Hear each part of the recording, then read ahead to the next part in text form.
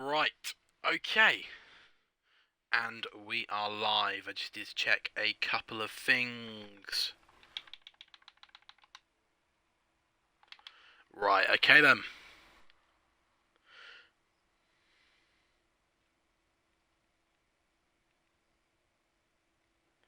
Hello everyone and welcome to Neo Racing League Division Alpha Season 5 here at the Miami Grand Prix, coming at you with a sprint qualifying followed by a sprint, and then we will have the normal qualifying and main race.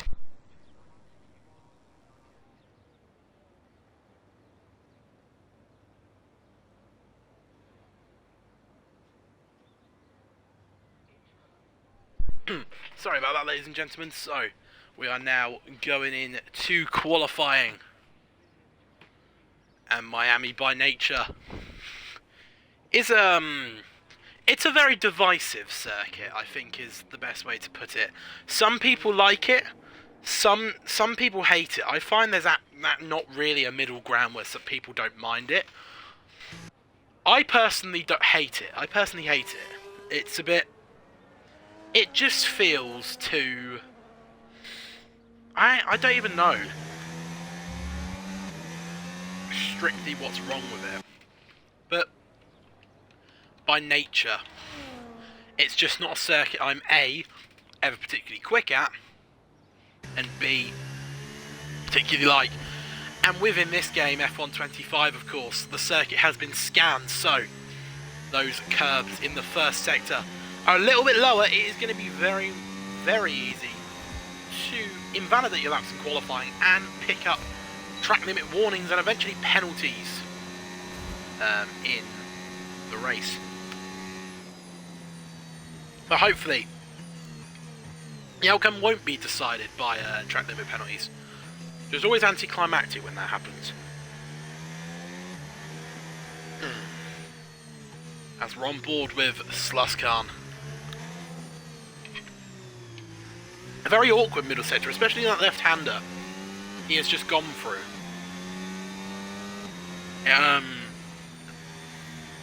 What's the word? It sometimes can catch you out. It sometimes feels like the car isn't under you to get the nose and nipped in to the corner, I find. Maybe it's just me having a skill issue, I don't know. As here we go, on to his first flying lap. He goes. Deploying DRS, using a little bit of ERS. Into turn 1, braking down to most likely third gear, using as much curb as you can. Hopefully the Sauber doesn't get in the way, he does not. And then you're turning right, round turn 3, full flat of course. And then if you're brave enough, you can just have a little lift like that. That is beautiful. And then flick it in the right hander, and then immediately get your car in position for this long, swooping left hander. Hits the apex relatively nicely. As it is a 29.848 for Sluskan, and now is going to be using DRS all the way down this straight.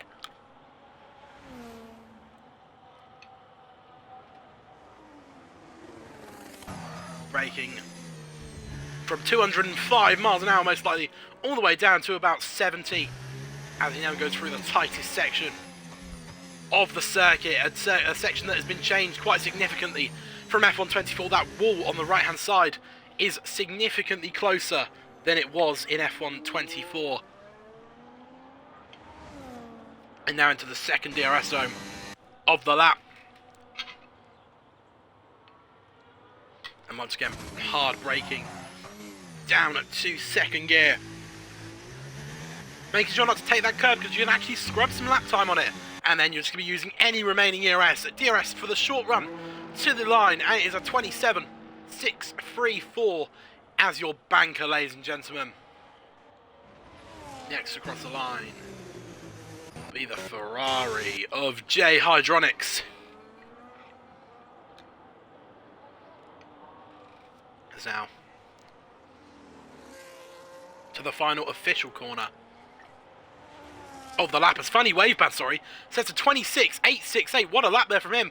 Up to the line, J Hydronics sets a 27.481. P2 provisionally. And we have on board now with Alfred What a name. I just love that it's Alfred and then just a smiley face. That is absolutely fantastic. As he now navigates into Sector 2. Definitely the most awkward part of the lap.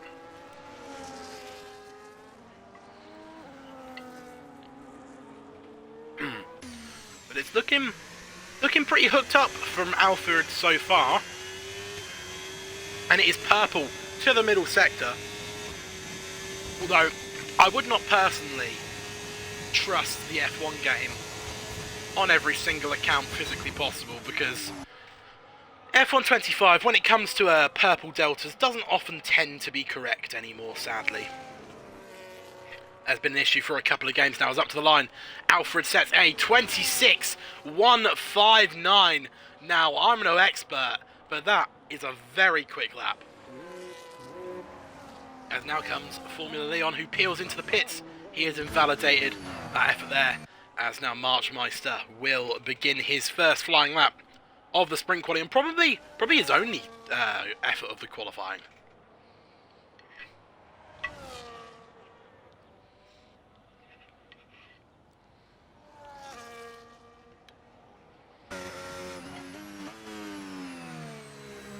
Navigating through Sector 1, taking a very wide line. These are 30.1. That is a much wider line, and a much more unorthodox line, you'll say, than you ordinarily see around this circuit.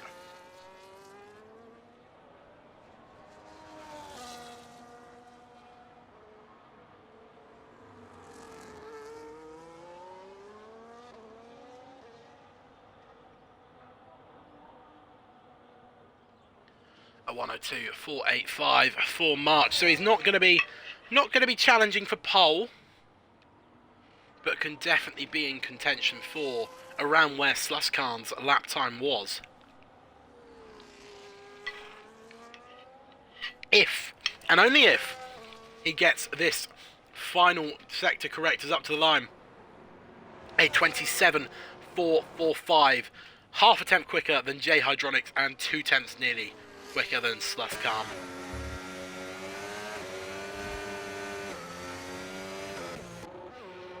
Only just over half the grid have set their lap time thus far. People seem to be saving their best for later, as Gary Gator actually is on medium tyres, which is interesting. So clearly, maybe saving those soft tyres for the sprint race. I mean,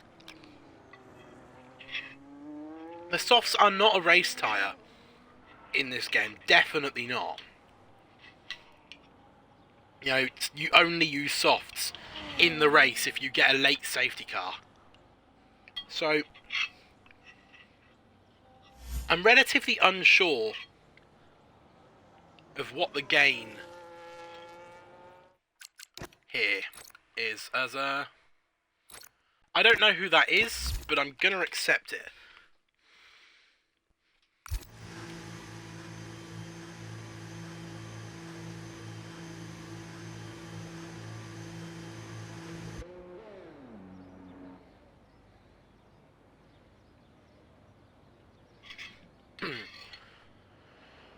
Let me just quickly check the Twitch. Okay, it's probably the guy that has...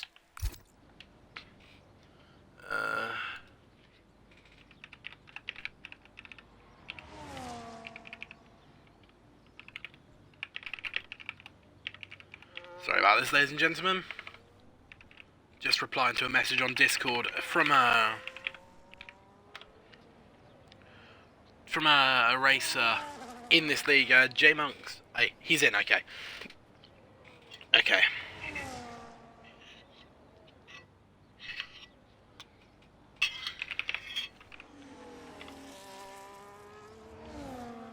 As now, Sluskarn is on another lap, as well as the healer. The healer will be looking to improve, as will Sluskan, and Sluskan is nearly a tenth of a second up in the first sector.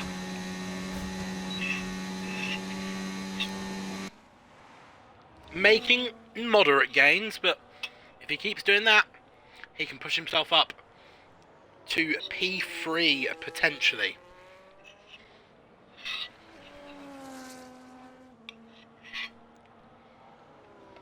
As now, oh, that's going to be an invalidation there, which it is.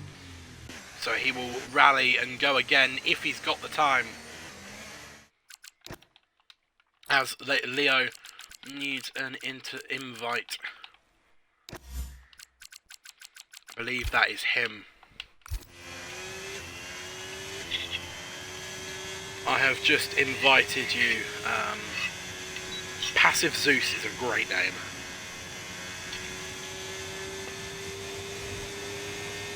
As now the healer is not pushing either. So trying to nurse his tyres a little bit to go for another effort. The pun was not originally meant, but it is now.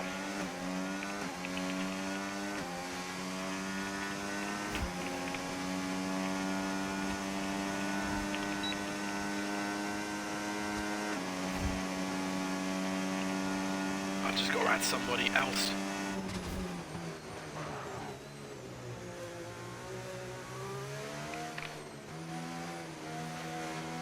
Somebody else has asked for my username so they can, so I can add them and invite them.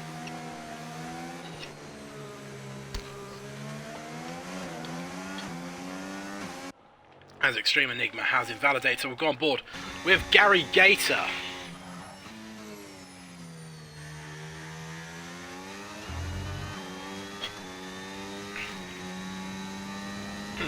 29,393. Purple in the first sector. That is a brilliant first sector there.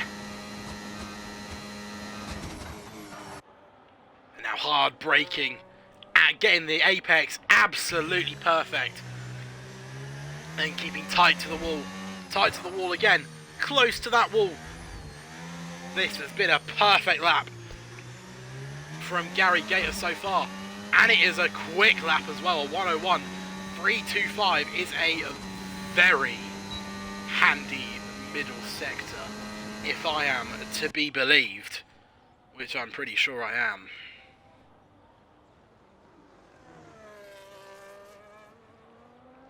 As now Alfred sets a 25.7, even quicker, as can Gary Gator topple him? No, he can't. It's a 26.350, so Alfred reigning supreme here, and I think that smiley face in his name will reflect his mood a little bit. I think it is fair to say, as I now need to... I'm assuming this guy's name is Jamilu. I think, or I've just invited someone random that I don't remember. But I don't remember the Jamilu... Oh no, I've invited the wrong person. Whoopsies! Hopefully that Jamilu guy doesn't join, because I actually don't remember who he is.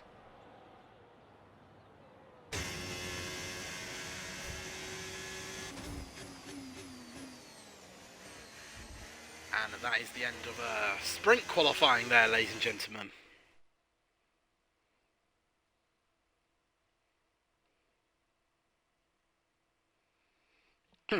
Hopefully I got that guy in time, so he can be featured in the sprint race. Otherwise he will have to wait for the main quali to begin, to get back in.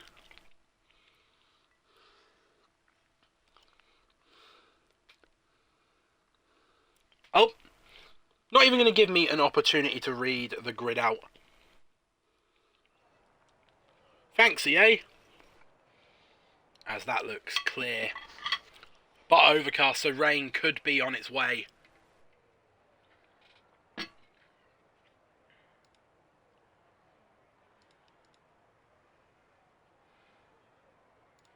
Okay, so let's have a quick look at the grid. Please don't break on me, game. There we are. So here is the grid. Alfred P1, Gary Gator P2, Alex Carugo, so I'll just say Alex P3, Formula Leon 4th, Funny Wave Band 5th, what a name, March 6th, J Hydronic 7th, The Healer 8th, Sluscar 9th, Passive Zeus 10th, and Extreme Enigma in 11th. So I don't believe the dude that I invited was able to get in. Projected to be dry throughout. Okay, good. Good. Although I will say, a little bit of rain would shake this race up quite nicely. As,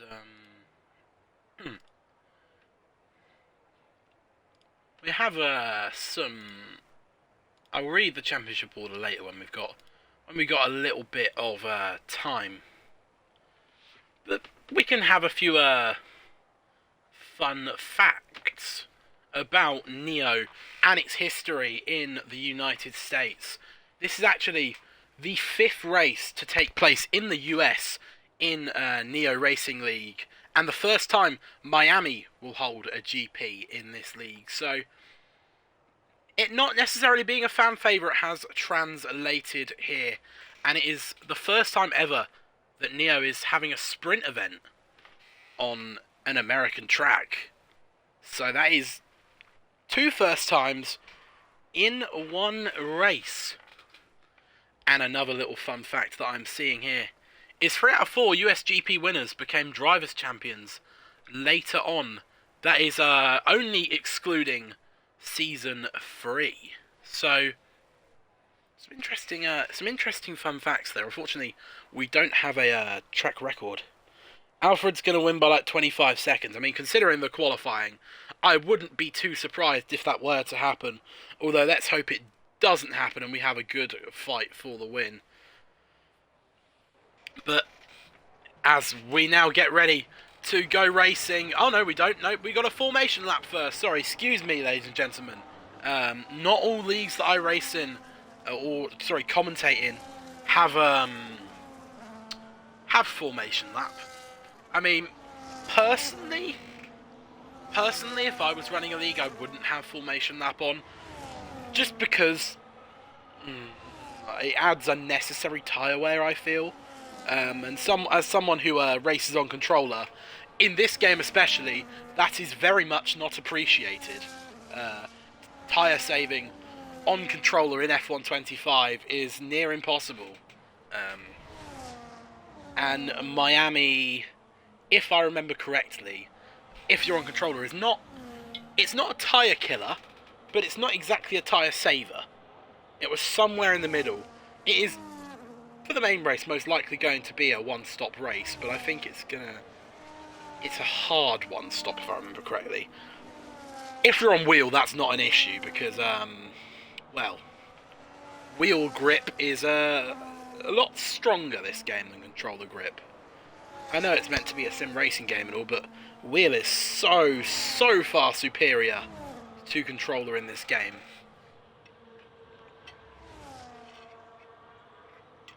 You know, I've watched people who were slow in F124 become stupidly quick in F125 who are on wheel. And that might just be, you know, F124 and 25 are very different games, but I think there is also an element of wheel being so strong in this game, as Alfred Fells is parking there. As I'm just very quickly going to start a new party. I do that every so often, just start a new Xbox party, so that my commentary doesn't end up going through the game, distracting any of the drivers, because I'm streaming on Xbox today. That sometimes can happen. As now, ladies and gentlemen, we will get ready to go racing. The reds are on, and it's green, lights out, and away we go. Alfred gets a decent start. Gary Gator, though, gets an even better one as he goes down the inside. Big snap for Alfred into turn one. A little bit of contact with the RB's rear wing. as the Ferrari of Alex is under pressure from Formula Leon, who has had a fantastic start, but is going to have to nip in behind that Ferrari there, as things will now in the first sector begin to settle down a little bit. As further back, Funny Waveband getting himself past Marchmeister into P6, of course, in Neo. From what I have seen, for sprints, points are only handed out P5 up to P1. So, of course, 5 for P1, 4 for P2, etc. So, we're going to see even more aggressive fighting as Passive Zeus and the Healer going side by side. Not really a place to want to go side by side as there's contact. And that sends the Healer into the wall, luckily. Oh no, he does have damage. Sorry, excuse me. I didn't think he had damage, but he does so. He's going to have to potentially, if he can't handle it, go into the pits to get that damage repaired. And there's a bit of irony there when you consider his name, the Healer. As now at the end of lap 1, it is Gary Gator leading as Passive Zeus and the Healer going side by side again. Passive Zeus does get past there. And on to lap 2. Absolutely nothing separating the top 7 as it stands, with the Healer and Passive Zeus going absolutely for it again. These two can barely keep it on track, they're scrapping so hard. As now we will watch and wait again. Nothing doing again as we will go to the front of the pack, watching Gary Gator, the man who jumped Alfred at the start of the first lap. And Alfred won't be able to do anything there, as there was a little slide there for Gary Gator, which has put Alfred all that much closer and potentially in range. Oh, big bit of contact there with the wall. Did he get damage? It doesn't look like it, but he is sliding all over the shop at the moment, is Alfred. And he just doesn't look particularly comfortable in this race at the moment. Sorry if you heard 2 of my voice there. I was just quickly checking that my audio was working, which it in fact is, as it's a big lunge from Formula Leon that he actually manages to make work, but isn't going to be able to pick the place up, I don't think, as the Ferrari will tuck in just ahead. And once again, Funny Waveband and J Hydronics are going side by side, and the McLaren of Funny Waveband comes out on top. As now we will have a look at position changes. Extreme Enigma is the winner so far, getting 2 positions. So no real big surprises in the first 3 laps. As I say that, Sluskan has gone round. Commentator's curse at its finest there, ladies and gentlemen. And people say the Commentator's curse doesn't exist. It definitely does, and I think that is the proof is in the pudding, as they say.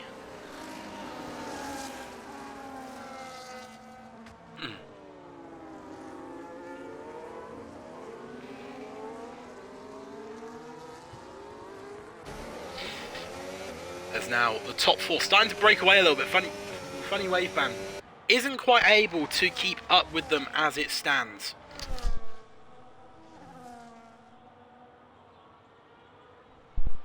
As that was actually the Ferrari ducking out of DRS there, maybe trying to stay behind. Sometimes the best offense can be defense. As now onto lap 4 of 10, 30% of this race completed now. As Sluskan picks up a 10-second for speeding in the pit lane, as he actually has no front wing. So that is going to be a wing change, and he has retired from the race. I think that is one of the downsides, probably, when you only have sprint points for the top 5. I think anybody outside of it just packs it in, maybe. There are perks as well, as it can, I think for a sprint, increase the franticness of a sprint race, you know. If you've got to be in the top 5 to get some points, it can sometimes create some crazy situations, but it can also create a situation like what Slaskarm found himself in.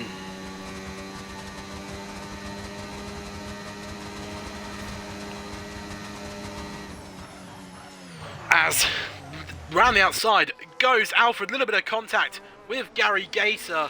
I think he just outbraked himself a little bit there, and Gary Gator will lose the position. Big snap of oversteer and will lose the position to Alex as well, which has actually brought Formula Leon right back in to DRS. So the four-way fight, continues for the race lead.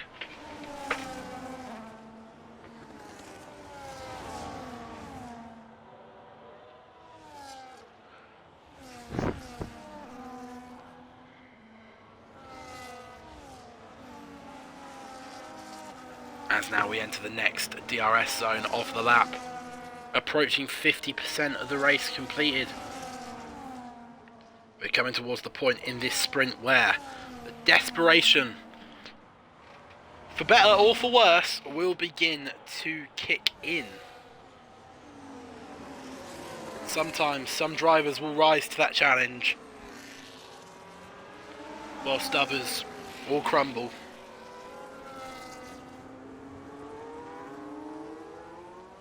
It really depends on the minerals of the drivers in a high pressure situation like that.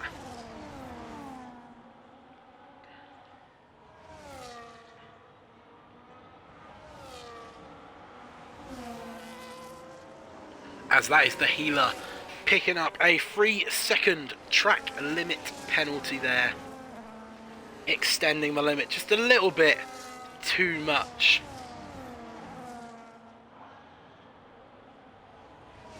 But, you know, him sitting in last on the road means it probably isn't going to change particularly anything for now. For now, anyway.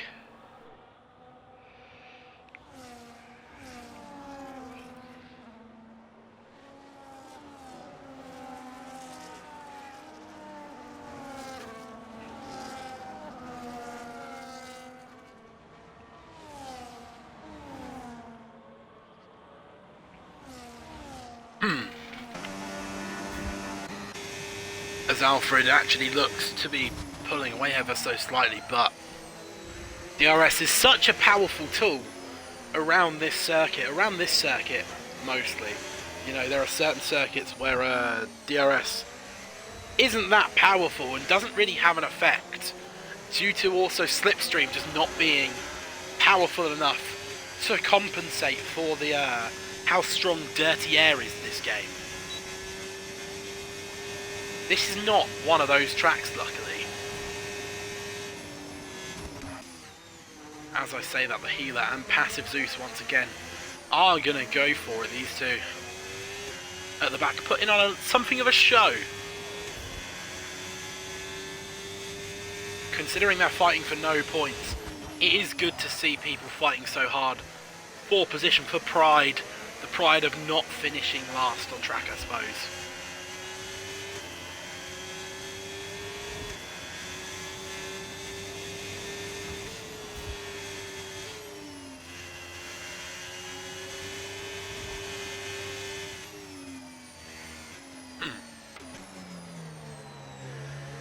As this group's starting to split up ever so slightly. And Gary Gator struggling to stay in DRS a little bit. As there you are, he's out. He is out of DRS momentarily.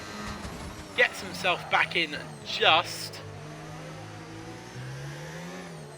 It's such a difficult circuit to all once and for all.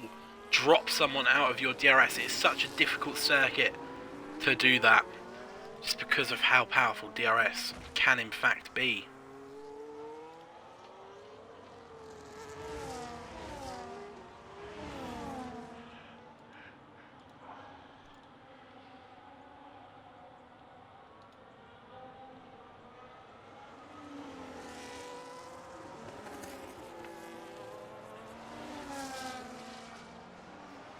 As all that is Gary Gale and Formula Leon going side by side. Formula Leon momentarily has the advantage. He has the DRS. However, as at the front, Alex gets himself into P1 past Alfred. As further back, these two still going for it. Formula Leon has to go over the curb in order to not hit Gary Gator. Was space left is the question. Stewards maybe will have a little look at that one after the event.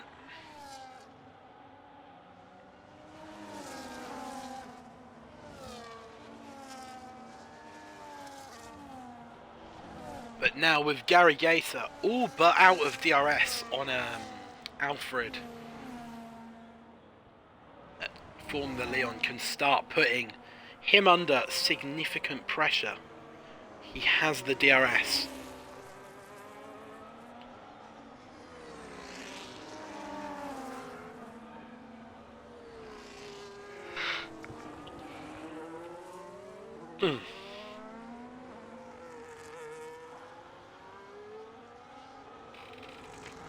As now at the front, how close is Alfred going to get with ERS? He's going to go on the outside, and he's going to swoop around the outside. No, he's not, as he goes real wide, and has to back out and come back on the track safely. That is going to gain Gary Gator a little bit of the time. He lost on that lap back. Lap 9 of 10, 80% of the sprint completed here. And there is still much to be settled.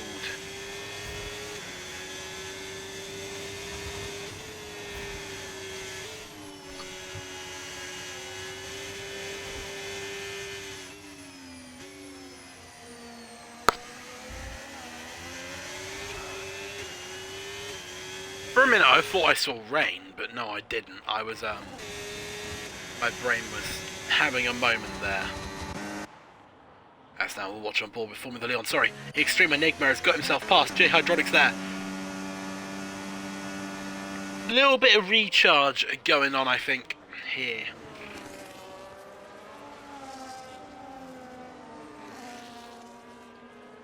ERS is a very important tool around Miami, both for attack and defence.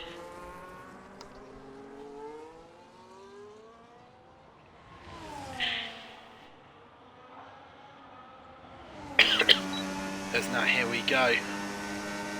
Feel like Fabrizio Romano saying that Formula Leon is gaining. He's going to go to the outside line. Gary Gator leaves him just enough room, and he's going to get the switchback. Is Formula Leon, is he close enough though to make it work? No, he has to back up, but he's going to have the DRS now. A little bit of contact with the rear end of Gary Gator puts him offline, and he's going to be unable to capitalise there.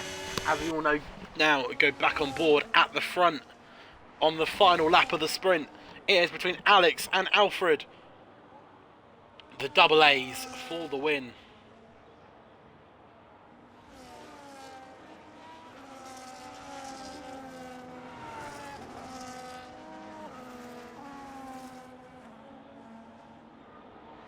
As now here we go onto the penultimate DRS zone of the lap. We will ride on board with Alfred to the next DRS zone. Is it going to be enough? Big slide there for Alex. Gains Alfred a little bit of time. But is it going to be enough?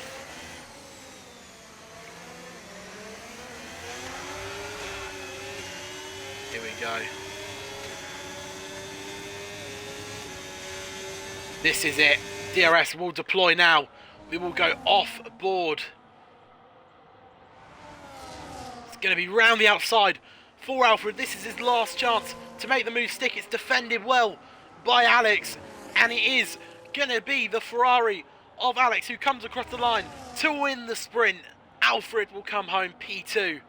And there's some shenanigans going on here. Gary will just beat Formula Leon to the line by 600ths of a second. Funny Wave Band, sorry, comes home P5.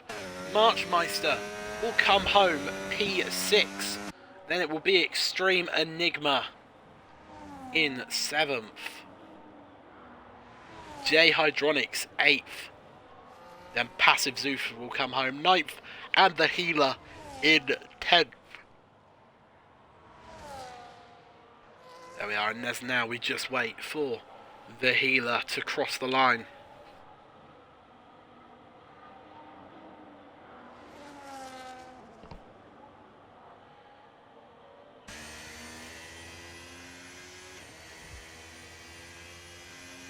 And that is the end of the sprint there.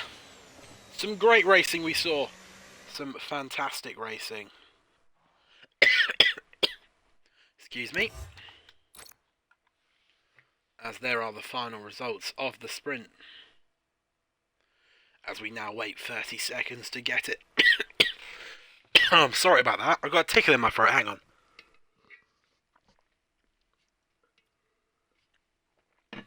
Sorry, I had a tickle in my throat. Still do. As I was saying, we now head to the main attraction. The one that the drivers care about more to the point than the sprint. The big point earner. The main race, but first, we have to decide the grid.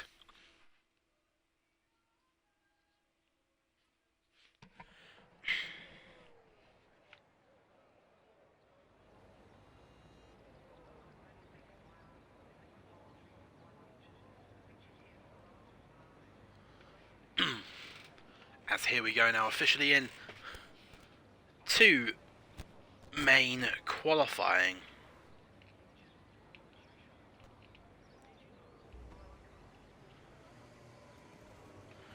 And there is already action in the pit lane. The McLaren of Funny Wave Band already getting ready. Already coming out of the pits. I was going to say already getting ready, but then I realised that's there's too many readies in that phrase.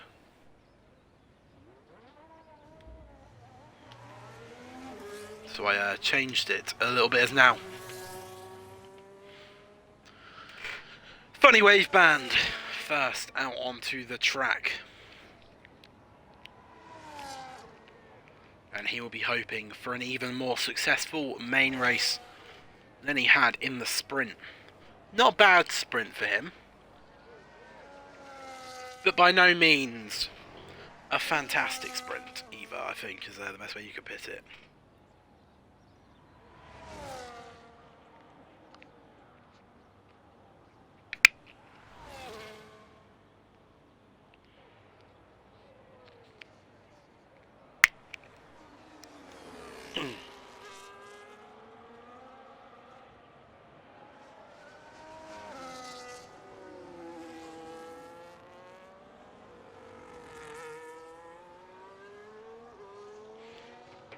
As now, here we go. The final sector, and then we get ready for qualifying.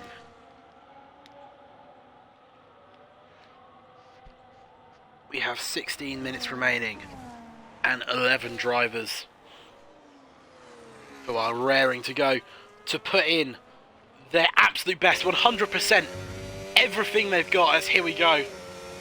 Funny Wave Band is going to give us a banker lap. That's now down to turn 1, second gear. Sometimes you see third gear.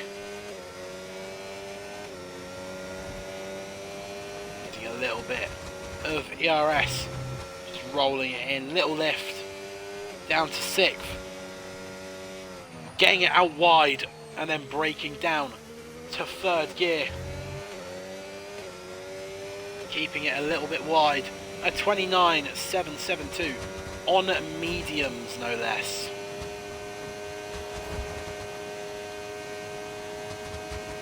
DRS deploying all the way down the straight, as then you're hard braking down to second gear, getting half your right hand side over that line, getting as close to the wall as you can, nipping it into the left hander, then the right, using as much curb as you can without riding over it, and then flicking the wheel for the left-hander. A 101.825 is not an awful lap time, especially for a medium tyre lap.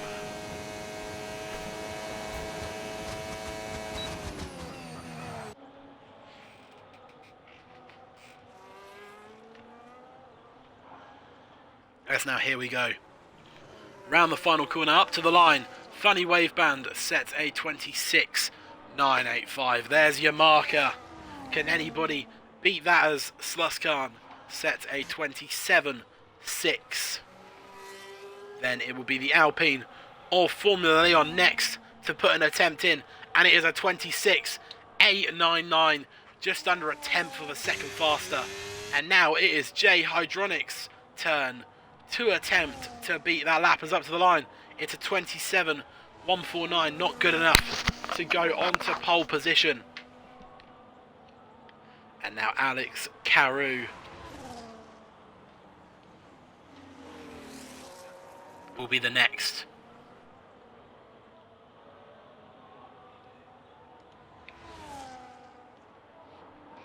It's a 1:26.362. That is a very, very strong lap time.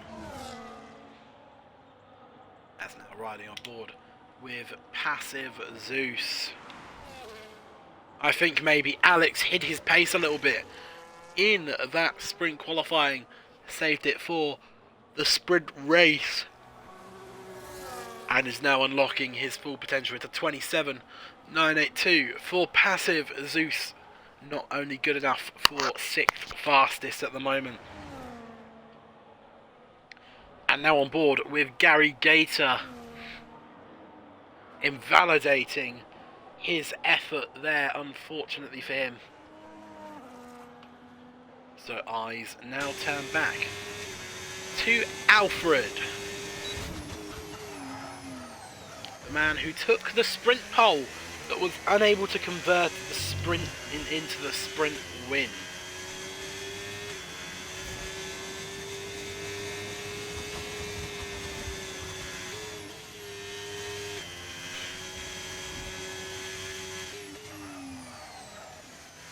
And now going very, very wide there is Alfred, and it is going to be a 29.581. Purple to the first sector apparently. We'll say apparently, as I said earlier, because never trust the F1 game's input. Never, never, never do that.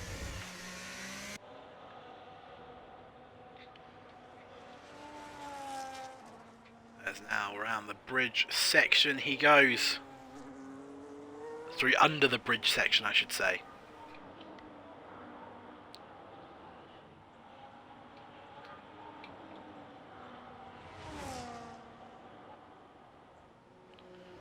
Random question, but your favourite memory of Miami in real F1 and in your league racing experience? Ooh, good question. Sorry, I've only just seen that. As Alfred comes up to the line and will set a 26.144 on pole by 0.2 of a second. So I'll begin by answering my favourite memory of Miami in real life. I mean, quite famous one was Leclerc crashing in the corner just before the end of the first sector, where we've just been through. But I think Norris's first win lives in everyone's will always live in people's memory because it was such a long time coming. But I think the best race we had at Miami was probably 2022. There we are, from real F1, 2022, when we had Verstappen v Leclerc. That race was just bloody fantastic. And then in terms of my league racing experience, it's got to be in F1 24, my Miami domination. I absolutely dominated. Me and my teammate got a 1-2. And I won by 25 seconds, I think it was nearly. It was just pure domination, and you know, everyone loves a race that they absolutely dominate. Nobody dislikes it. And if they say they don't like dominating a league race, then you're wrong. You're lying, because everybody loves it.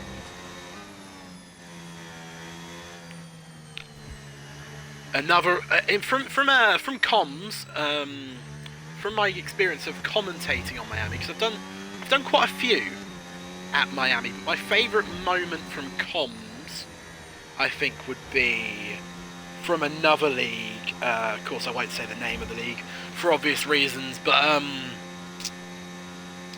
the league that I was commentating for, there was a guy in it who was leading the race by 12 seconds. He was on worse tyres than the guy behind him with 3 laps to go. So I was basically talking it up. He had a 10-second pen. I said, as long as he doesn't do anything stupid on this lap, he'll win the race. And he goes and cuts a corner, basically misses an apex and cuts the corner on that left-hander in the middle sector where you get an automatic 10-second, and got another 10-second. So I was just like, wow, that's quite the commentator's curse. The commentator's curse is very much a real thing, as Sluskan was a 10th of a second up in the first sector. But yeah, Miami has had some good races in real life and also in league racing, but I do feel like we have too many street tracks on the calendar, and with Madrid entering the fray next season, with Sluskan 2 temps up, with Madrid entering the fray next season, I think we need to rid a street track, because we're getting rid of Imola. Come on, how are you getting rid of Imola off the calendar? And they're making Spa, Francorchamps obviously bi-seasonal, every other season. So I think if I were to say we need to lose a street track, this would be the one I'd ditch. Or Vegas. You know, it's not necessary. As Gary Gator actually retires from the session, I don't think it's necessary to have free circuit, free races in one country. I know people will say, oh, but Imola and Monza were in the same country. They were in Italy. But Imola originally was part of obviously it was part of a different Grand Prix. I forget what it used to be called. San Marino Grand Prix. It was the San Marino Grand Prix originally. It was only, what, about 10 years ago they changed it to the Emilia-Romagna Grand Prix. But yeah,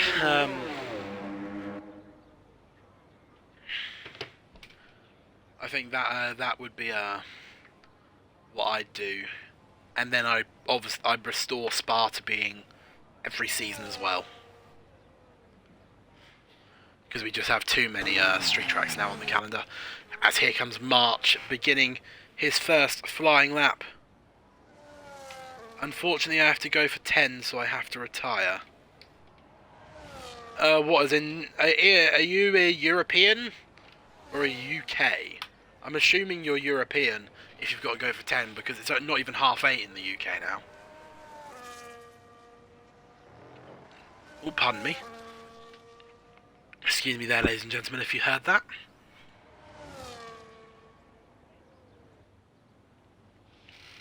UK, oh! 10 minutes, oh right, okay, I see. I see now, yeah, okay.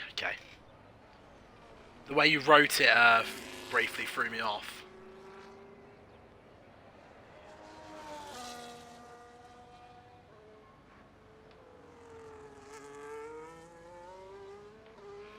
But yeah, that makes more sense now. March invalidated his lap there. What about the man in second and the only man? Or one of two men, sorry, close to Fanny Waveband and Alfred. Not pushing. So no one pushing as it stands. And March will come into the pits, aborting his lap, so he will go for one more most likely in a couple of minutes.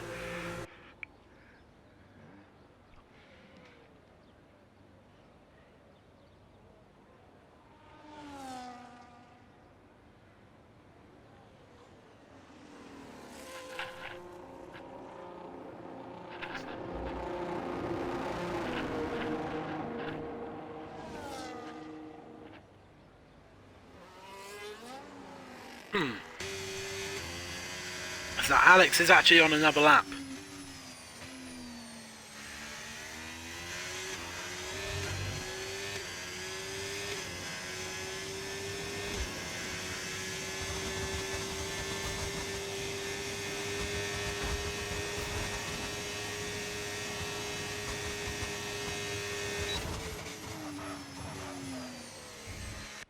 I didn't see what he did in our first sector. Whoops.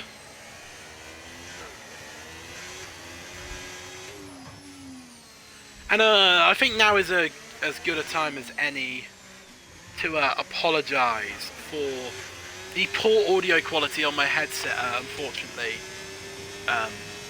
Usually if I'm streaming I will use my capture card, run it through my laptop. My laptop is dead. I wasn't expecting to be streaming tonight, so I didn't have it charged, but this won't be an issue anymore because I have a PC coming tomorrow. It's coming tomorrow. I got the email literally like 10 minutes before the race started saying it had been dispatched and it would be here soon. I basically bought all the parts and I just paid a company to build it for me because I don't trust myself to build a PC, in all honesty. I'm a very clumsy person. If I'm spending almost $1,000 on PC parts, I want it done properly.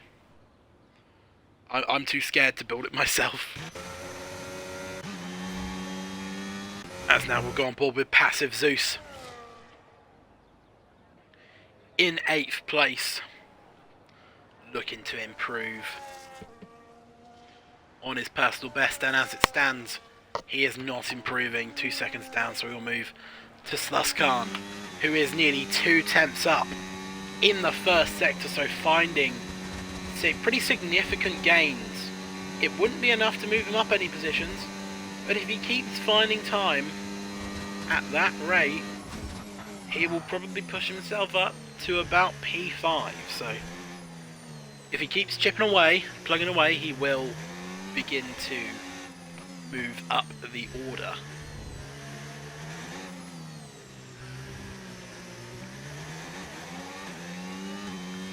And he's actually down. He's lost time in the middle sector. So all that hard work in the first is lost in the second.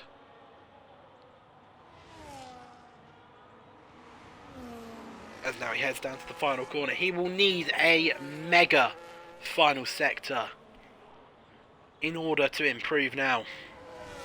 As up to the line, is it going to be an improvement for Sluskan? No, 2 tenths slower than his first effort. Now Passive Zeus, the only other, oh no he's not, Alfred has just started up. We've got on board with Alfred, the man who, so far, in terms of qualifying at least, has looked pretty darn bulletproof.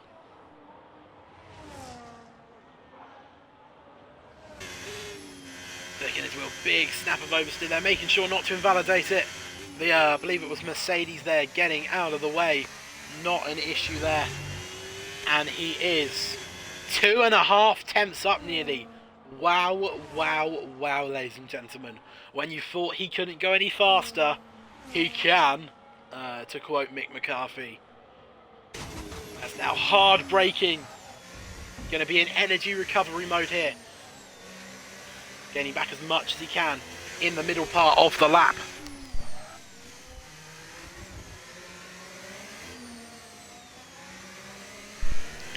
As now in 2. It's nearly a 3.5 tenth improvement, and it is a trip into the 1 minute deads for 1 minute point 8 for the first 2 sectors. So this could be a 25.7 as it stands. It's been fantastic so far. Here we go. Up to the line from Alfred. It's pole, but by how much? It's a 1:25.721. Wow. Can anybody respond to that level of pace? And it looks like Funny Waveband isn't going to be the one to respond. What about Alex Carugo? Is he going to be the one to take the fight? No, he's not. He's going to invalidate. From the Leon invalidated. J Hydronics is 0.5 tenth down. So it looks like, unless March can find something big as he hits the wall, gets big damage there. And once again, if you didn't believe the commentator's curse was real, there you are. Funny Wave Band is purple, but still down on time. So that first sector, which was clearly very, very shoddy by his standards. Who's my favourite football team? World Champions. I support the World Champions. Chelsea! As Funny Wave Band will peel into the pits. I wish instead of just pitting when the timer has ended, people would just cross the line. Fulham robbed on Saturday, I'm not denying they were. But it's not the first time VAR has got something wrong, is it? I mean, I just say we ditch for VAR entirely. It just clearly doesn't work. So why don't we just go back to it without VAR? There are so many issues with it. I honestly believe refs would make less mistakes without VAR. Because VAR never corrects their mistakes anyway. Sport Reading, fair enough. Fair enough. I have, a lot of my family is from Reading. Or at least my mum's side of the family are from Reading.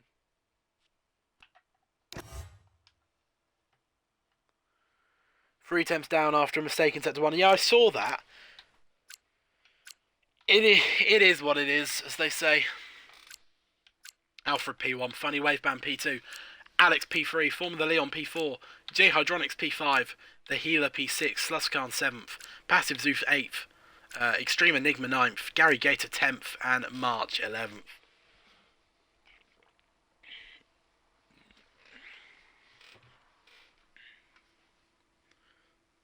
But yeah, I think football would be better without VAR, in all honesty. As I said, it just doesn't work the way it's supposed to.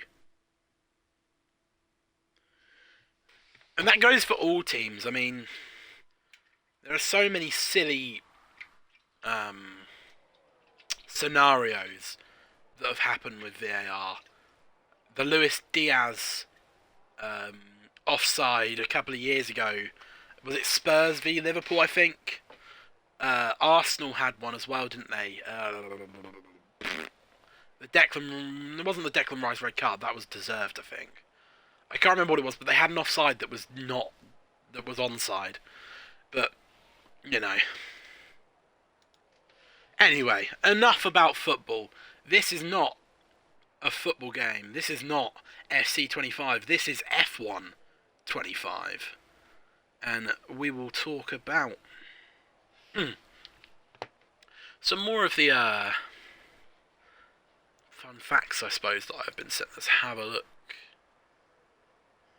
So, at the moment,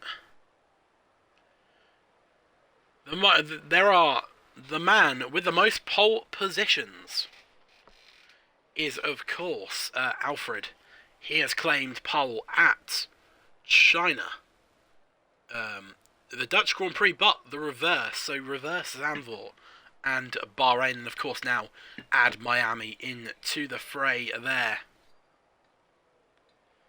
But he has only, out of all those pole positions that he has had, he has only won one of them, which was the reverse Dutch Grand Prix. That's the only one he has won thus far. He didn't win the sprint here in Miami either. So can he convert the main race pole into a sprint pole finally? He did, however, win the China sprint.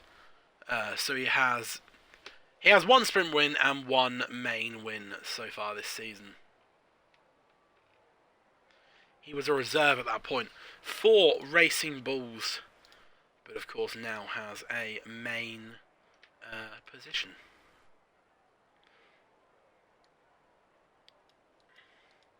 And something else very interesting to note is Speed Queen 80, who is actually not here, he's a reserve, I believe, has the highest points total, highest point average across races.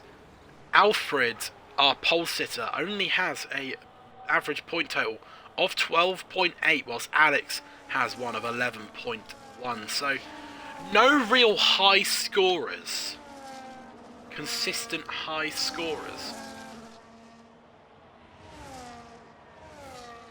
And Alex Caru Goat, a very consistent driver clearly, because his average finish position is second. So very, very solid from him. There's actually a lot of really good fun facts in here. I really like this data. March asked me if I wanted any data before the stream, and I said sure. And this is so much more like in-depth data than I ordinarily get access to, so learning to use it is a little bit different.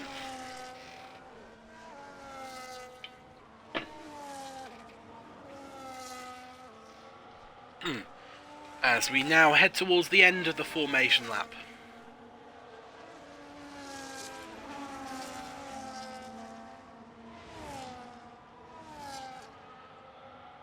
That was bad, to be fair. I hate sprint weekends so much. Fair enough. They're just long, aren't they? They're just very, very long. Especially when you're in no man's land in the race. It just gets so difficult to focus, I think is the best way to put it.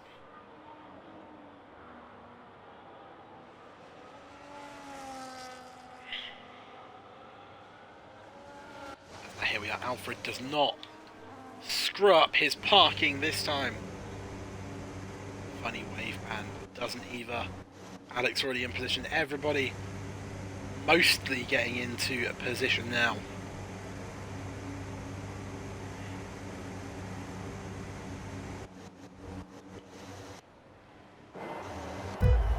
Here we go. 1, 2, 3, 4, 5 red lights. And we will go racing now. Lights out and away we go. It's a better start from Alfred compared to the sprint race as he blasts away. Absolutely unchallenged. Further behind, the McLaren of Funny Wave Band is under pressure from both an Alpine and a Ferrari as Alex has lost the position to Formula Leon. So a great start for him, as in the background there are cars going off the healer, and March I think have been round Passive Zeus and Extreme Enigma going side by side. Passive Zeus is forced to take to the runoff, and now down the inside goes Gary Gator on those hard tyres, playing the long game in this one, but not playing the long game early, making his way past a couple of drivers.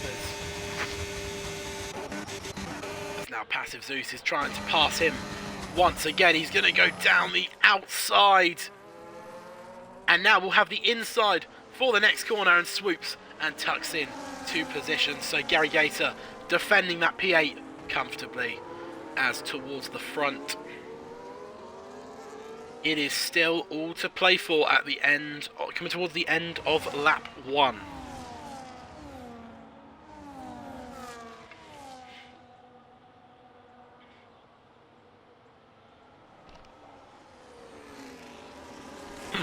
As now, down the inside goes Funny Wave Band. He is, I think, going to get it done before the end of the lap. Yes, he does. So, we have a new race leader, ladies and gentlemen. Funny Wave Band into the race lead.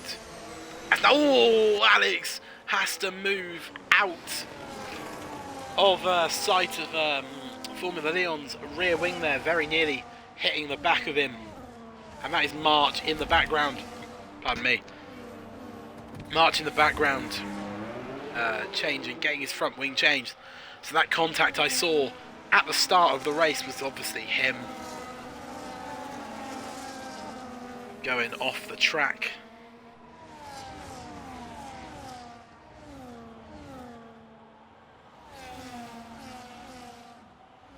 As now here we go, the Alpine of Formula Leon is going to move past Formula Wave Band, I think, as well as Alfred on the inside, which switches to the outside. Funny Wave Band doesn't give it up, potentially opens the door for the Ferrari, not quite. So fierce battles, and even though it's only lap 2, people refuse, drivers refusing to give up track position. One thing to note though, for later in this race, the undercut is so powerful, usually worth about 1.5 seconds to 2 seconds a lap. So that would be something for our drivers to consider a little later into this stint, because one undercut and you can be set.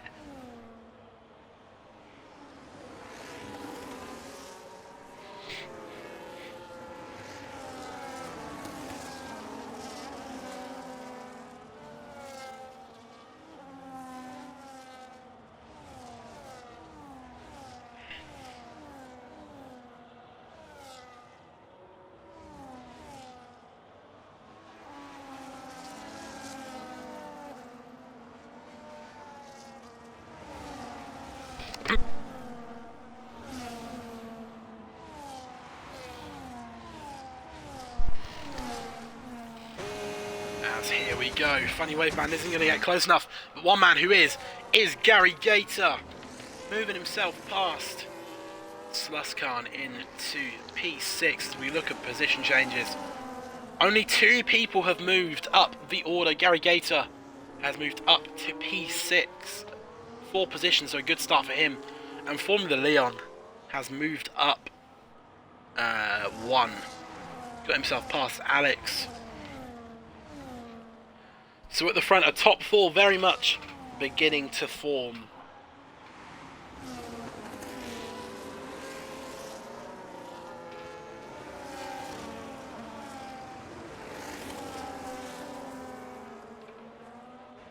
And Alfred setting fastest lap of the race there. Funny Wave Band unable to snatch it away even with DRS. So a very strong lap time there from Alfred.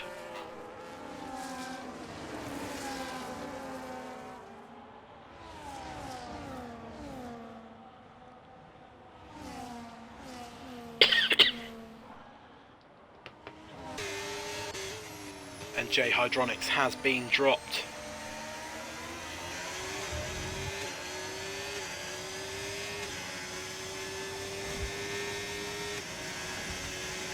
By the top 4, so Gary Gator now moving him, using that opportunity to make himself, gain himself up to P5. As now down the inside goes the Red Bull of Sluskan, a very late lunge, which he has. Oh, I think that was a little bit of an early move over there.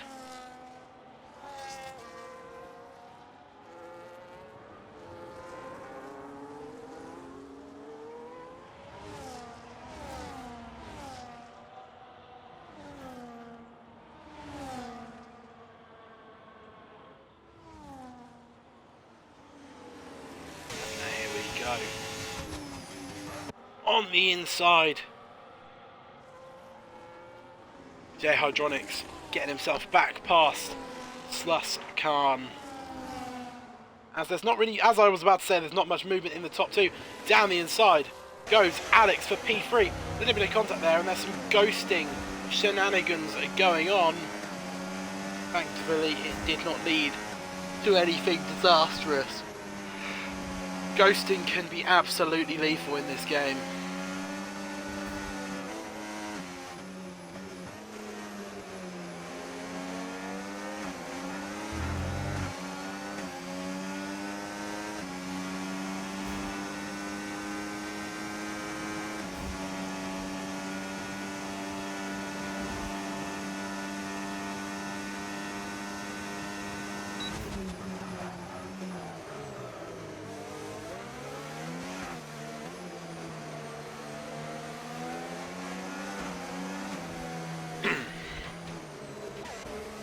As at the front, actually, Alfred has got himself out of DRS on Funny Wave Band. 1.3 seconds, the gap at the moment. Oh, sorry, excuse me. Let's have a look at tyres. The only one choosing hards on this first stint is Gary Gator. So maybe that would suggest a one-stop strategy for Gary Gator. Whereas with the others on the grid, where you can't be sure. Some might try a 2-stop, some might try a 1. You can't be too sure.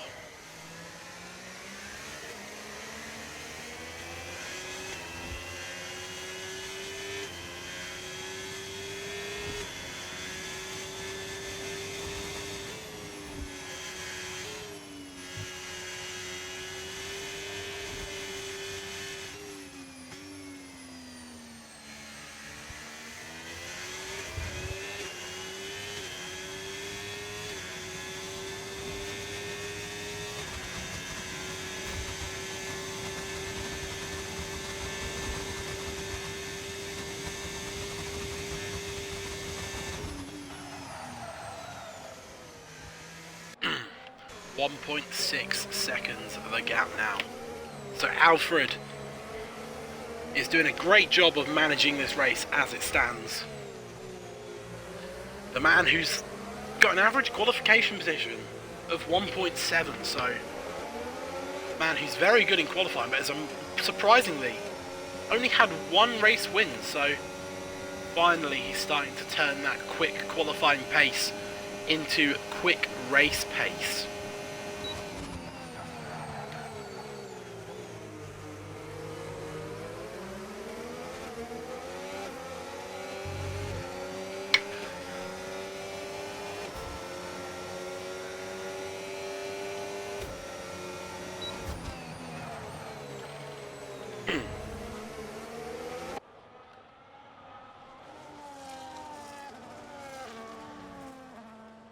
As now we move down the pack a little bit.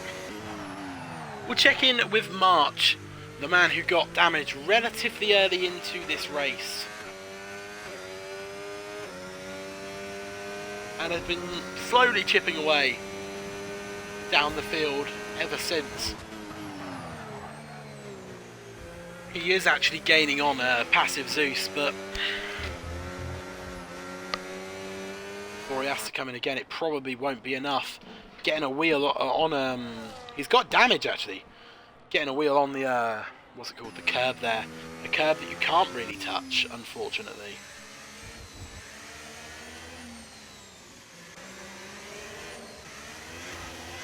And I think just by watching him, I believe Alfred is on a wheel. Oh my god. His movements are just so smooth.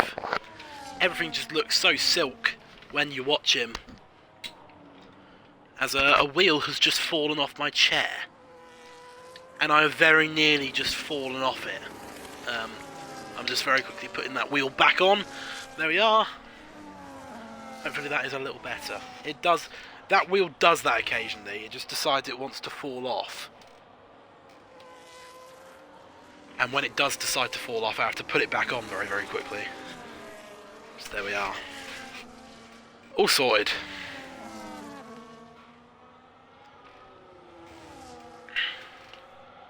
That's Passive Zeus getting a 10-second penalty for speeding into the pit lane. Unfortunately for his race.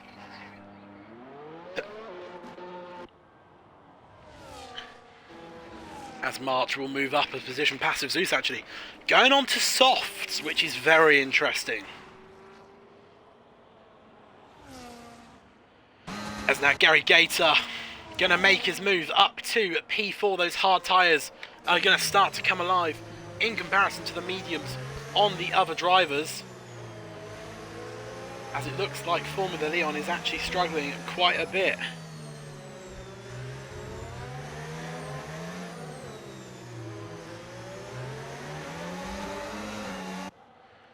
As now here we go.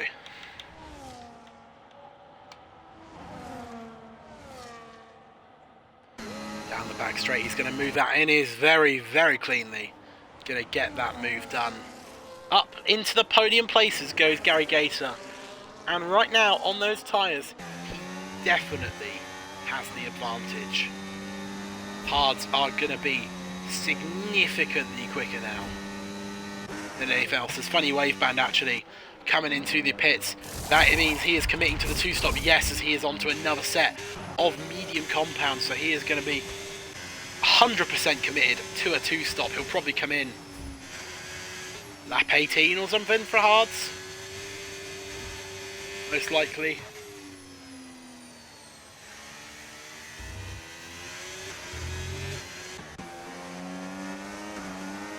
Now what can Gary Gator do about the top three? Can he begin to gain some time?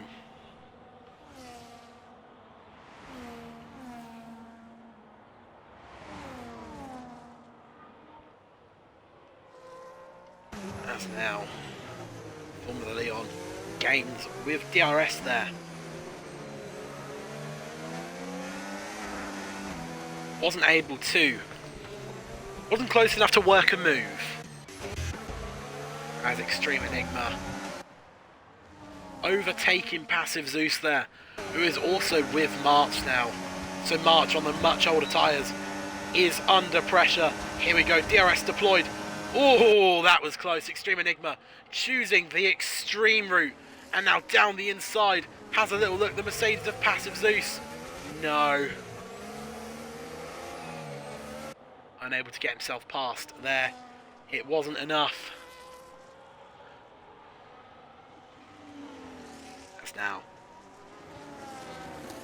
lap 10 of 29, over a third of the way through this race now. Excuse me. Over a third of the way through this race now. And Sluskan into the pits for medium tyres. So again, also committing to a two-stop strategy. So I think that suggests most people are going to be on a two-stop strategy. If everyone. If not everyone. So we will see.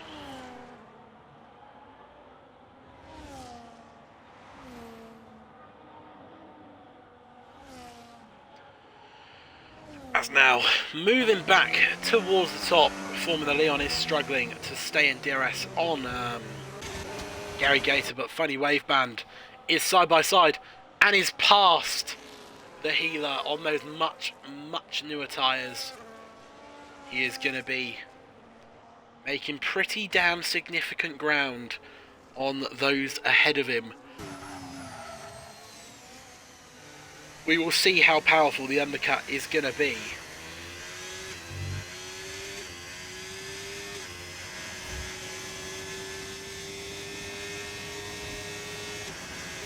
I expect the undercut to be quite powerful. It's just a circuit that, you know, feels like the undercut would be powerful.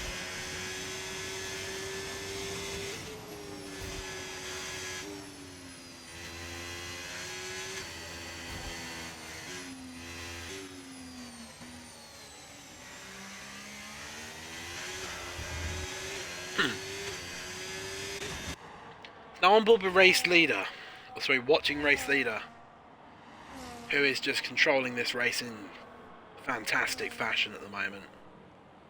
Not allowing anyone to even have a sniff.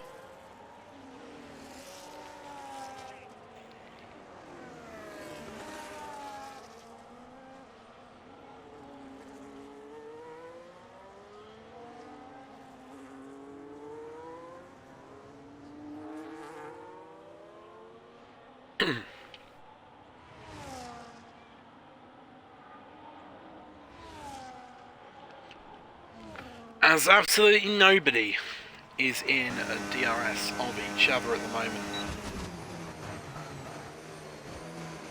I say that, Extreme Enigma is in DRS on Hydronics.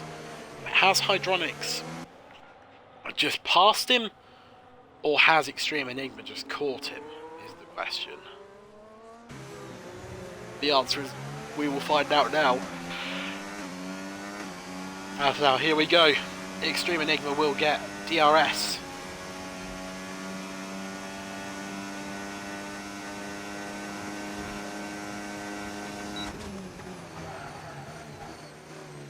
He's not going to be close enough to make a move there as we head on to, now on lap, comfortably on lap 12 of 29, and I think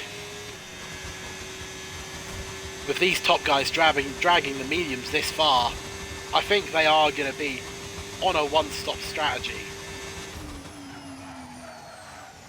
I think if they can probably drag mediums one more lap, they will 100% be on a one-stop strategy. Almost nailed on sort of thing.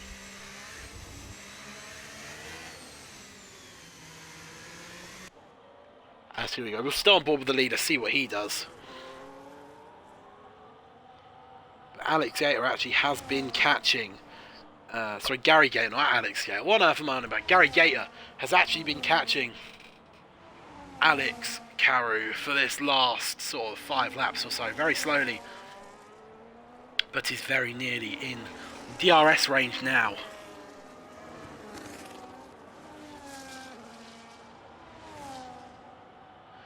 As Alfred will stay out for another lap. Alex and Gary Gator will both go to the pit, so Gary Gator actually committing to a 2-stop then. He's not going to be able to drag mediums 17 laps, surely. So, sorry about that, just had to put myself on another Xbox party. So I'm almost 100% convinced Gary Gator is on a 2-stop strategy now. With him heading in there.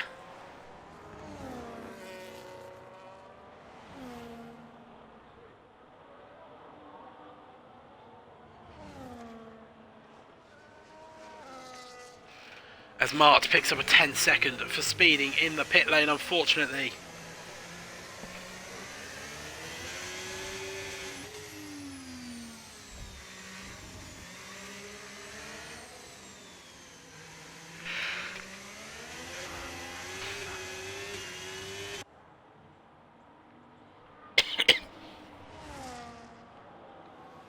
As now, what about Alfred? What will he do?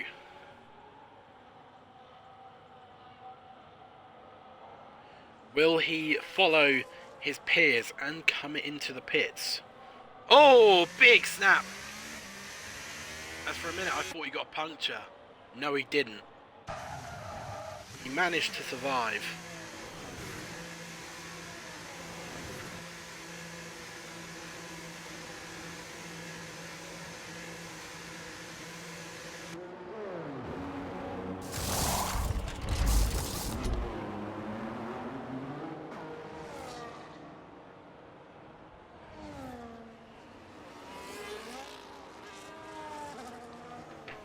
As now Alfred comes out just behind, just ahead of, Gary Gator.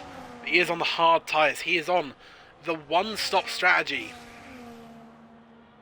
Gary Gator is, of course, going to be on a 2-stop strategy. Pretty much 100% convinced. I'm pretty much 100% convinced he will be on a 2-stop strategy. I don't think he's carrying mediums 17 laps. I just don't see that happening. Now Alfred got himself into DRS a funny wave band.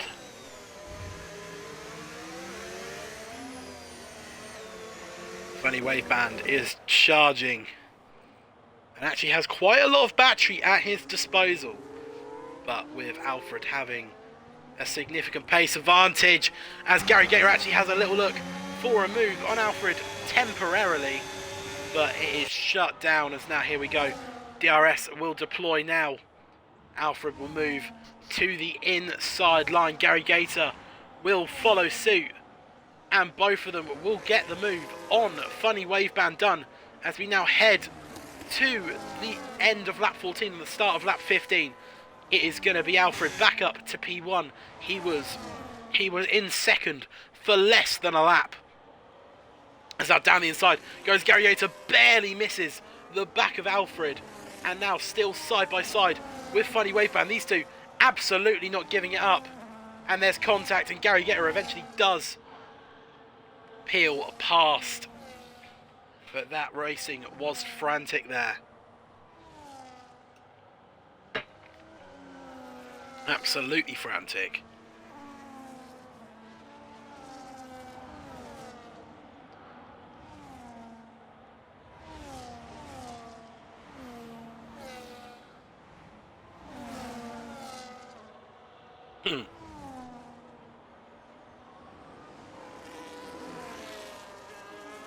As now Alfred is going to look to extend his advantage.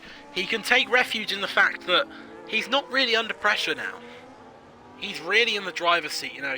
Gary Gator, although he's in DRS on Alfred, Gary Gator's going to have to stop again, most likely.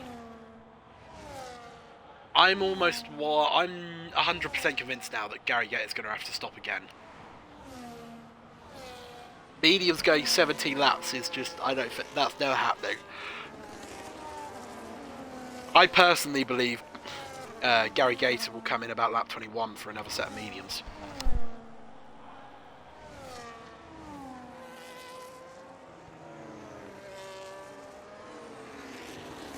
Alex setting fastest lap of the race. There are 29, 6.53. But one thing I was going to say is Gary Gator could try the softs if he can drag these mediums long enough, but will that work is the question. Will that be sufficient?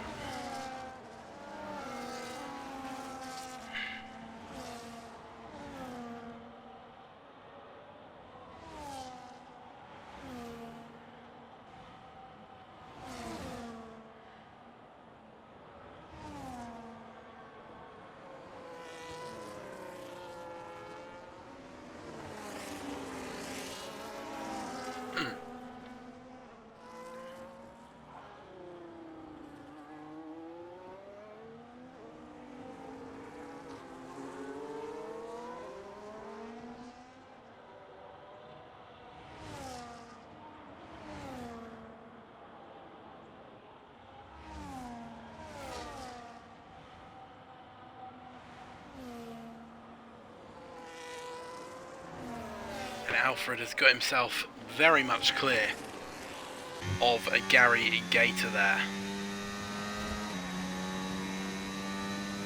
And setting fastest lap of the race to boot as 1:29.611, actually barely faster than Alex. If we have a look at fastest laps, he was less than half a tenth quicker. So these two pretty matched on pace at the moment.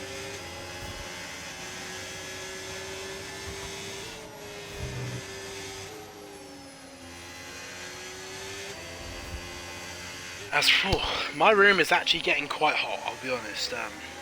I've got a computer on, a very crappy computer, but one that I'm using to, you know, display data and things like that. It's going to be replaced by a proper gaming PC soon, followed by my Xbox being on as well. It's just producing a lot of heat right where I am.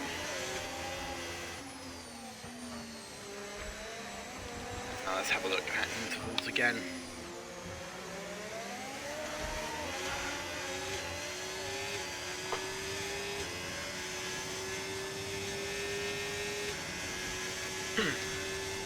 As now Alex is going to be looking to take Formula Leon in the next couple of laps. I think he can probably get up the road and begin to catch Gary Gator, because those mediums, as we learn in the first stint, do tend to fall off in comparison to those hards. As Formula Wave Band already in. I said he'd probably be in about lap 18, and correct I was. Call me the Oracle of Strategy. But he is in for another set of hards. Sorry, a set of hards, and that will be the tyre he will go on to the end of the race now.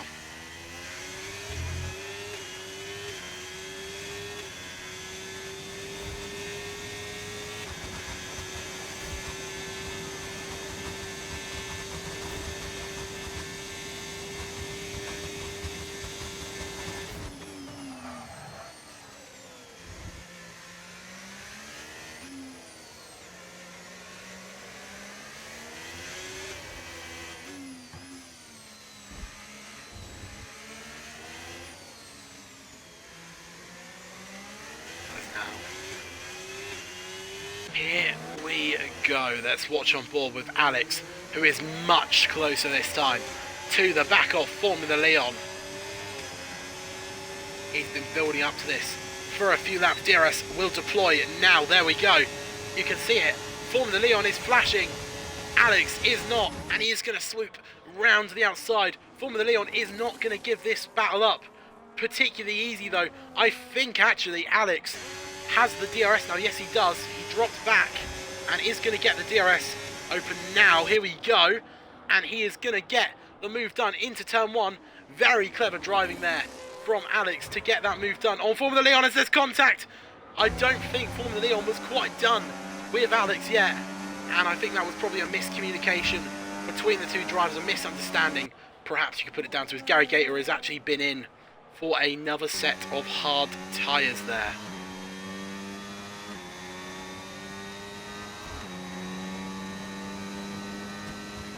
And now you do have to wonder, are Alfred, Alex and Formula Leon all going to the end? Or has this been a master stroke from Gary Gator? The answer to that we will see.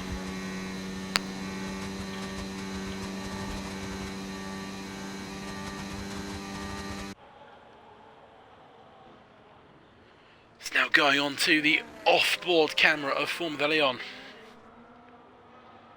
who hasn't let Alex Carew fly out of his sights yet. Only a 6/10 gap as it stands, using the extra pace from DRS to recharge his battery pack a little bit there.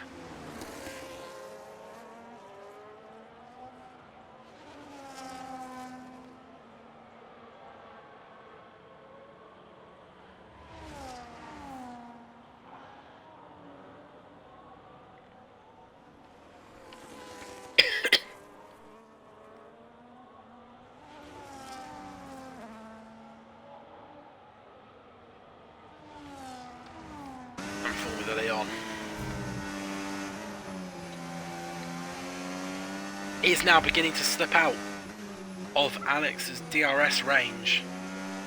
He needs to keep himself there.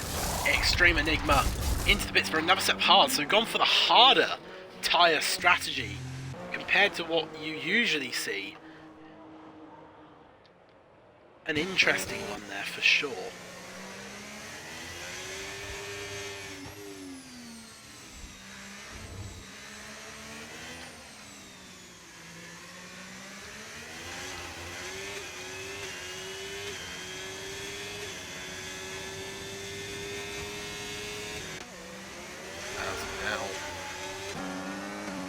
Formula Leon still chasing.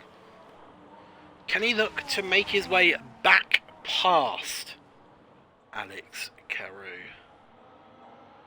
Is the question. He's not letting him go. Alex Carew looked a lot quicker, but he's not letting him fly away, that's for sure.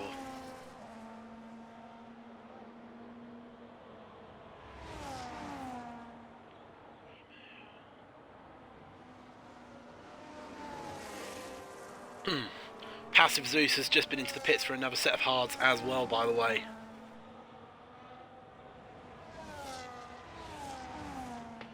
And lap 21 of 29, and things are looking very, very, very happy for this man here. From what I've seen from him today, it's very hard to believe that he has only had one race win thus far this season. Because he's driving like a man who wins every race he enters.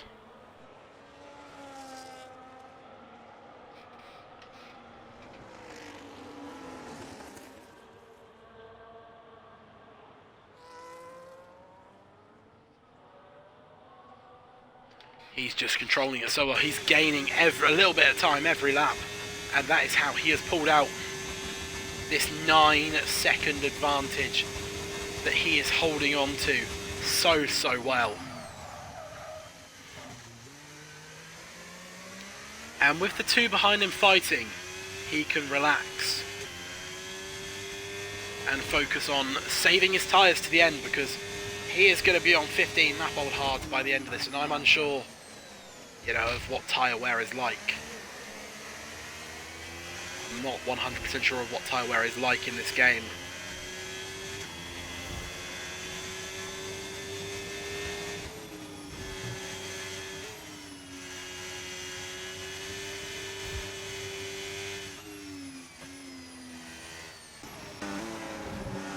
So now back to Formula Leon. This is the only real big on-track battle happening at the moment. J Hydronics is in, Sluskan is in DRS of J Hydronics, but J Hydronics has that penalty. Sluskan does not, so no real battle to be had there, particularly.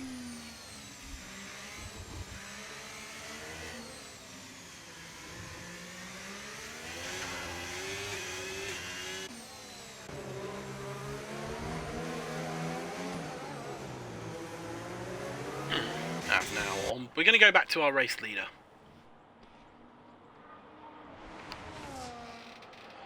Who makes his way onto lap 23 of 29. Driving past the famous Hard Rock Stadium. One of the most famous stadiums in America and in the world even.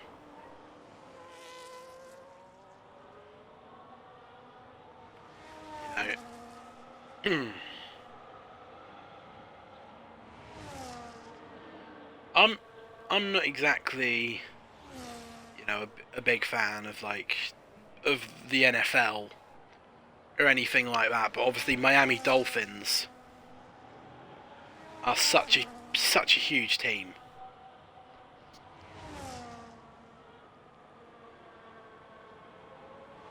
It has a capacity. The stadium itself has a capacity of 65,326. You know, if that were to be in my country, the United Kingdom, it would be, I believe, in the top 10 biggest stadiums in the country.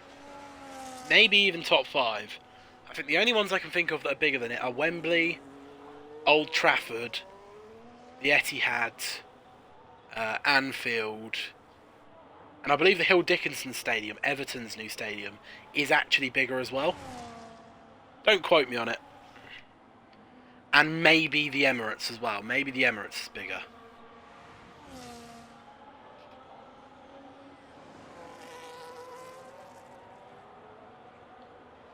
Let's have a look. How big is Hill Dickinson Stadium?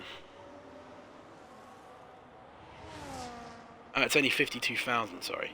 So, no.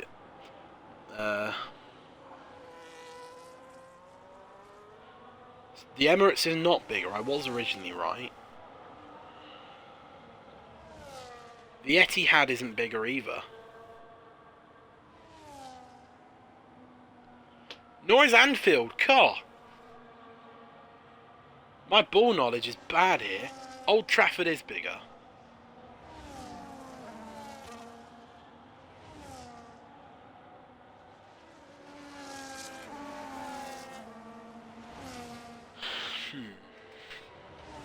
Maybe Spurs' stadium?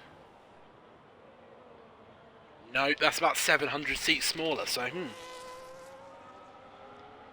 How does Spurs have a bigger stadium than Liverpool? That's crazy. That Liverpool have a smaller stadium than Spurs. I mean, Liverpool have a lot more fans than Everton. Liverpool have a lot more fans than Spurs. That's for sure. So it's quite crazy that they have a smaller stadium. I know that is not at all related, but you know, when nothing's happening, you find something to talk about. But yeah, the Hard Rock Stadium is a huge stadium. It is, to throw it back to 2024, it is massive. I won't be following that up with the sentence that usually follows after, but I'm sure somebody in that's listening might be able to get what I mean by that. So yeah, if I ever am in Miami, I would like to go to the Hard Rock Stadium, just, you know, take a look around, things like that. But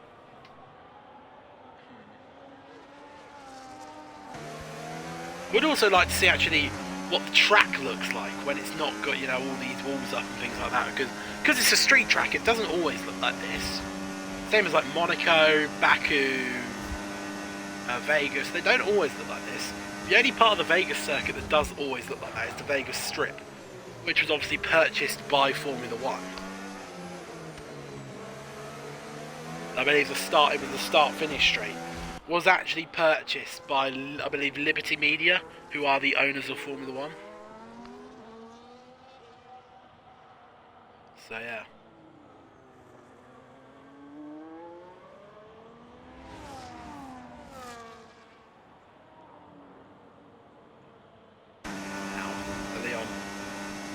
Looks to get back past Alex Carrigo, but he is not going to do it on this lap as we enter lap 26 of 29. 4 laps to go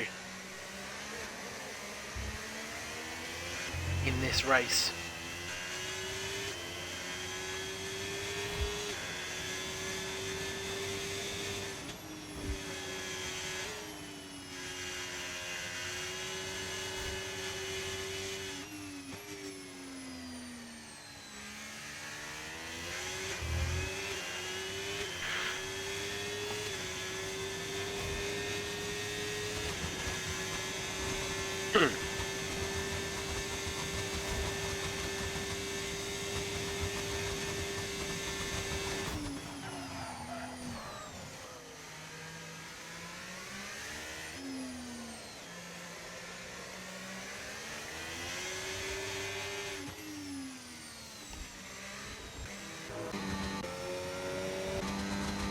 As now looking in on Gary Gator's progress, he is gaining on Formula Leon on Alex.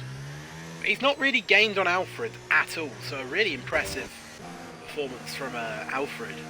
It's pretty much only going to lose, like, as far as I'm aware, about 2 or 3 seconds to Gary Gator in 7 laps. Is very impressive considering, you know, the tyre age difference.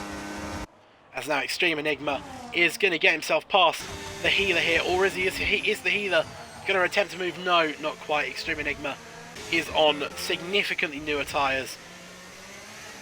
I think the healer would have been pretty foolish to try a move there as we enter lap 27 of 29.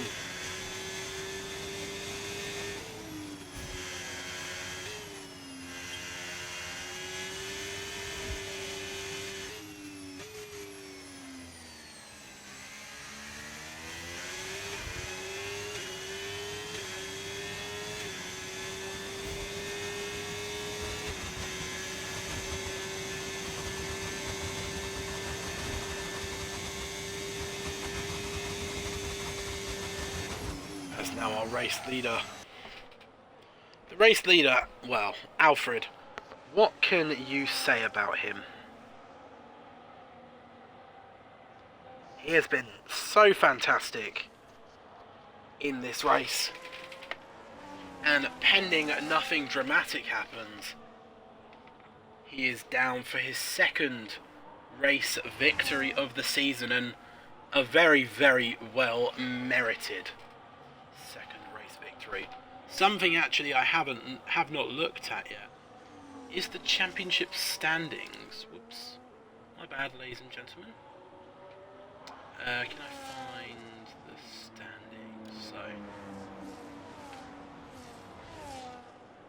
next up actually will be the Mystery Grand Prix.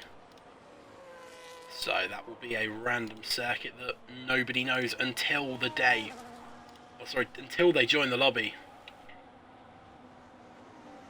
So that'll be very, very interesting to see.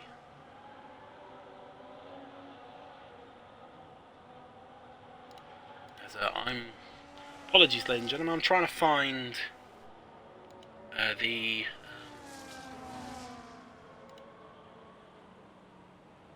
driver standings. Here we are. So it is actually Alex Carrigo is currently leading the driver standings, and then it's Speed Queenbow in 2nd, then it's Formula Leon 3rd, and then Alfred 4th, Gydronic 5th, and then it's Gary Gator 6th, and then it's Art Optic 7th, Funny Wave Band 8th, Kevin Cowell 40, that's a name I haven't seen in a very long time, 9th, and then it's March in 10th. That is the top 10. Have I got any more than that? Yes, we will. We'll omit that for now. The bottom 10 is not too important as it stands. As we now enter the final lap, we will mostly keep an eye on this battle here, but we will also go back to our race leader at the end of the lap.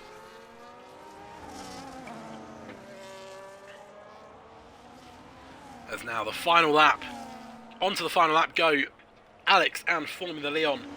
These two have been together now pretty much since they both pitted 16 laps ago.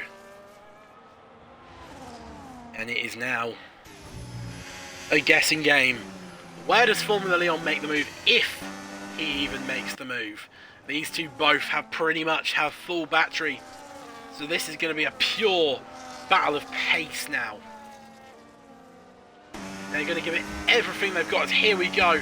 On board with Formula Leon using a bit of his ERS. I think he probably wants to save it for the final sector. As actually Alex is saving battery, as that's a big slide for Formula Leon there. As our race leader is now coming on to the final straight. We will keep an eye on this just for a minute, and we will now go back to our race leader. The absolutely bulletproof man, who since the very start of the race, nobody has been able to catch. It's been lights to flag for Alfred, who wins the Miami Grand Prix, as now side by side go Alex, Carrigoat and Formula Leon. Alex is able to keep the position, so second place will go to Alex. Third will be Formula Leon, but he's had a massive slide coming out of the final corner. Gary Gator will come home fourth. It will be Funny Wave Band in fifth. And then a long, long way back will be Extreme Enigma in P6. In the background you can see the Healer, who will come home 7th. J Hydronics, who will come home 8th. And then Sluskan, who will come home 9th. March and Passive Zeus were laps, so they finished 10th and P11th respectively. As Formula Leon, he's left the session, so it's going to say he's retired. But whether or not they actually give that, I don't know. That is something that happens. We have that on stream. He left and it retired him. He had finished the race, and then Sluskan 9th. There we are. That is the end of the race.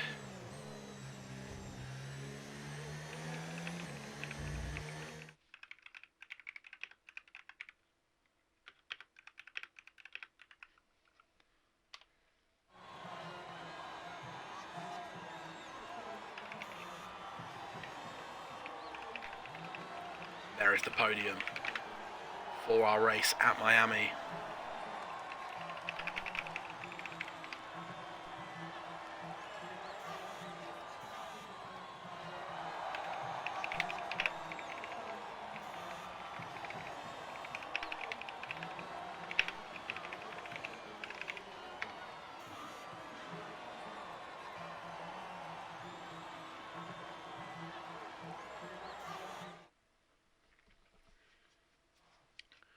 Okay, so, final recap of results. There's the points total, so a good haul of points for Alfred and Alex. Alex not really losing too much ground in the championship to Alfred. Alfred is obviously a relative way back in the championship to him. So a good weekend strengthening Alex's title hopes. But the real story in that main race was the unbeatable, unmatchable pace of Alfred. As now, that is going to be the end of the race here.